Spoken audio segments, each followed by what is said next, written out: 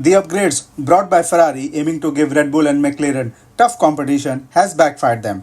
Now they are struggling at every other racetrack, and cherry on top is their strategy.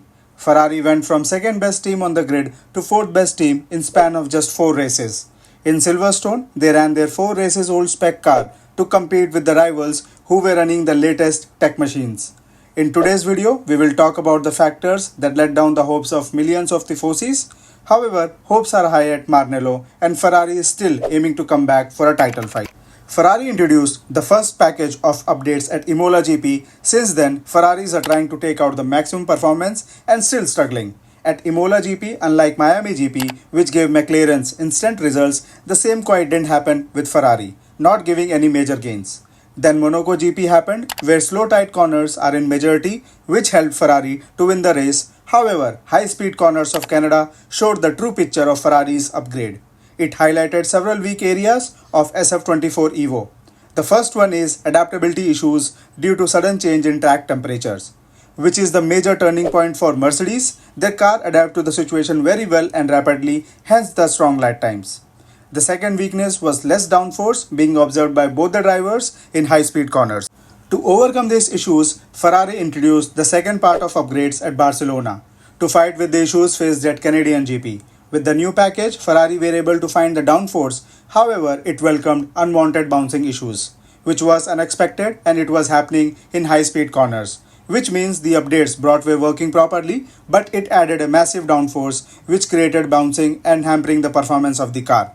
Reason of this massive downforce is still unknown, and as per Ferrari's team principal, Fred Vasseur, rather than correcting the issues with upgrades, they want to understand the car more and better, due to which they ran different spec of cars at practice sessions of British GP. He also added that correlation between the data received from wind tunnel CFD is not matching with the in-track performance, and they have used British GP practice session to identify the issues causing bouncing. And as per him, team is able to find the issues, and however, it will take some time to cure it with the upgrades.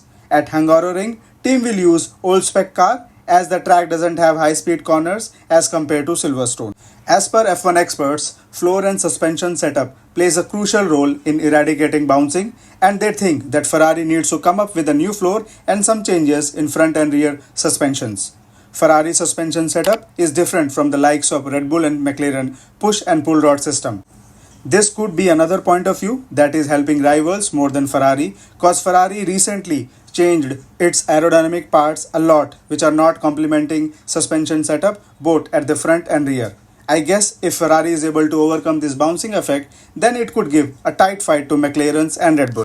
At Monaco GP, points difference between Ferrari and Red Bull was 30 points, and to McLaren it was 62 points. Since then, there is a lot of difference. Gap to Red Bull increased to 77 points, knowing the fact that Red Bull is earning with only one driver, and gap to McLaren decreased to only 2 points. Ferrari's main driver, Charles Leclerc, is having nightmares. Out of 4 races, he was able to score points only in one race. In Canada, he was DNF. In Austria and Silverstone, he was not able to finish in top 10.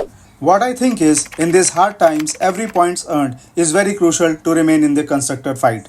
Rather, going for aggressive strategies which have high probability of negatives should be avoided. At Canadian GP, risk of taking hard tires is understandable as there was nothing to lose. However, at British GP, it seemed foolish as Charles was running in points, and keeping in mind the current performance of the car, all points scored are crucial for the team. However, they just went aggressive and killed the race for Charles. Let me know what do you think of the aggressive strategy used by Ferrari. In last 4 races, including sprint, Charles earned only 12 points. Nico Hülkenberg from Haas scored more points than him. Performance of that Haas looks good after the upgrade package. This team has almost 50% less employees than Ferrari and people with big names at Ferrari. However, Haas still outqualified Ferrari in British GP qualifying. In Spanish GP, Gasly and Albon were able to overtake Charles, and with the new tires, Charles was unable to overtake Bottas in Sauber. This shows lack of performance and failure in strategy. If Ferrari needs to fight for the constructors, they should eliminate all these things ASAP. They need to be at their best in everything they do. Problems are not yet over at Ferrari. Enrico Cardell, Ferrari's technical director of chassis, has left and will join Aston Martin. This is a major blow for Ferrari now, as he was the key member of the team which brought the latest upgrade at Spain which failed to deliver. Fred Vasseur will take up his role for the moment. Last year, Ferrari's deputy team principal, Laurent Mekies, was taken by RB and now Enrico Cardell. Two big names have left along with several other members of the team. Employees leaving at the crucial part of the season could be affected in all the aspects. Until further upgrades, we cannot expect any performance gain from Ferrari. And as per Fred Vasseur, it will come post-Hungary GP. As per latest rumor, it is said to be that Ferrari will come with Spain spec at Hungary and at Spa they will revert back to Imola spec. This shows that at both the races, they won't be as competitive as they used to be. I guess after summer break, Ferrari will come up with the upgrades at home race. Guys, that's all for today. Let me know your views on today's video. See you all in my next video. Until then, like, share, subscribe. Take care.